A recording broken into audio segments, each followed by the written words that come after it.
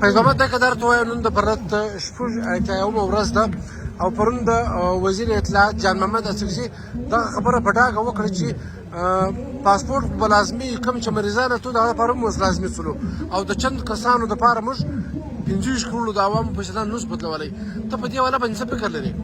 موږ اوله دا خبره درته کوو چې دی وایي چې موږ پر دغه پر مریضانو باندې هم لاګو کوي او پر ځوانانو تر اوسه پورې خو هېڅوک نه پر اویزه تللي دي نه راغلي دي. اول موږ وجان ته دا وایو چې ته کومه خبره کوې چې یا دا خلک ځي و راځي پر پاسپورټ پر اویزه باندې دا لاګو سوی دي او ته په خبر نه یې چې ته راسه دا دروازه وګورې نو شپږ اتیا ورځو څه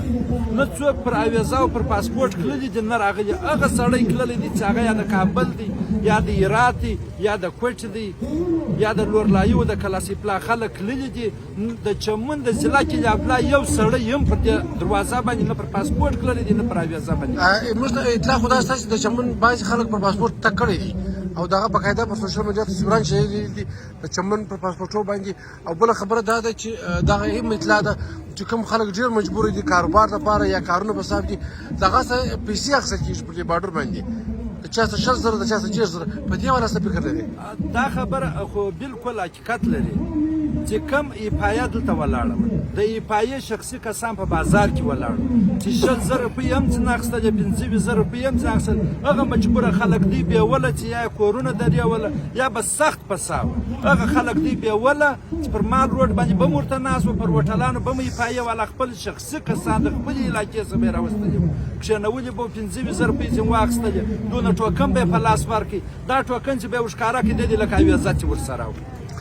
تاسو به در کوم وخت پر ناست یاست؟ موږ به در هغه ساعته پورې ناست یو حبیب الله صاحب در هغه ساعته پورې به ناست یو چې زموږ دا مطالبه حل سوې نو در هغه ساعته تاسو ناست یاست تاسو به پر امن طریقه ناست یاست؟ موږ به پر امن طریقه. نو دا خلک به د ژوند څنګه کوي دا خلک به ګزاره څنګه کوي؟ دا خلک اوس هم دا شپږ اتیا ورځې کېږي دغونې مجبوره دي چې در حد بالا زیات مجبوره دي خو په دې خپله مجبوري باندې موږ سر پټولو د خپلې مجبوري تاب لرو خو د دغې پاسپورټ تاب موږ. که زه دا درته وایم چې دا وخت د ډېرو خلکو توان ختم شوی دی بالکل توان یې ختم شوی دی توان یې انشاءالله موږ دوی په ښار کې هغه تجاران لرو زموږ ته د خپل ښار خلک دي چې هغه به انشاءالله موږ به د دې وطن د ډېر داسې خلک شته چې هغه چاته نشي ویلی هغه ډېر مجبوره دي په دا پرلط کې هم ناست دي بل ځای هم ناست دي هغه نه چاته ویلی شي نو چاته دا خبره کوي چې زما کره راشن نشته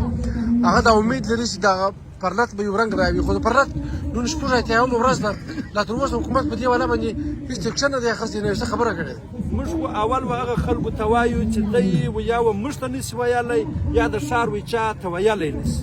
اول خو موږ به درته دا وایو چې دا زموږ کوم صلاحیتي کمیټۍ کړلې ده که چیرې دی به موږ ته نسي وایي چې زموږ صلاحیتي کمیټۍ راورسېدل بالکل دی چې زموږ سره په ټلیفون رابطه وکړي.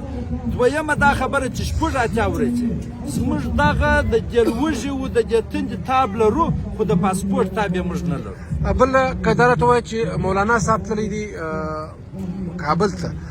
نو دغه اطلاع ده چې هغه هم د دې پرلط په والا خبره نه ده کړې؟ یاره خو تر اوسه پورې خو لا دا موږ ته دی نه ده معلومه زموږ د چمنه سم حافظ یوسف صاحب ورسره تللی دي قاري اسلام صاحب ورسره تللی دي تر اوسه پورې خو لا دغه خبره نه ده راوتلې چې یا دی زموږ په پرلط باندې اوس حافظ یوسف صاحب زموږ د پرلط په هره شپه په هره ګنټه خبر ستاسو د هغو سره رابطه سوې ده؟ زموږ د هغو سره دونه رابطه سوې ده چې انشاءالله چې موږ به درځو بیا به مجلس سره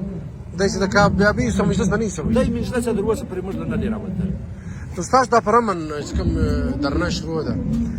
تاسو به د کوم وخت پر امن یاست؟ موږ به در هغه ساعته پورې امن ناست چې تر څو دا پاسپورټ ختم شوی نه وي پر دې باندې دوستي څه امید لرئ چې دا به خلاص شي؟ موږ دا امید لرو زموږ د ښار ولس دا امید لري چې دا رقم پر امن ناست دي بالا مقام به دا فیصله واپس اخلي چې موږ به ورته پر دې دروازه باندې. ډېره مننه پیژنامه صاحب ډېره مننه. کور ودان